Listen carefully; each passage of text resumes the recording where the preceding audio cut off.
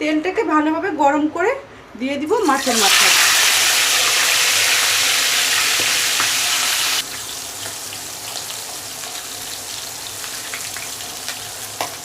মাছের এক সাইড ভেজে নেওয়া হয়ে গেছে, অপর সাইডে উল্টিয়ে দিব ভাজার জন্য। যেহেতু এখানে বড় মাথা তাই অল্প আছে, মাছের মাথাটাকে ভেজে নিতে হবে। হাই হিটে মাছটাকে ভাজলে মাছটা উপরেরটা পুড়ে যাবে, ভিতরেরটা একবারই কাঁচা থাকবে।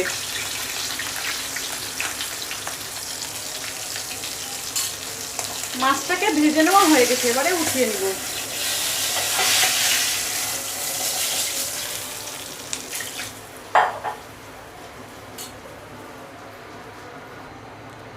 এই তেলের মধ্যে আমি ভেজে নিব আলুগুলোকে লবণ হলুদ দিয়ে মেখে নিয়েছি।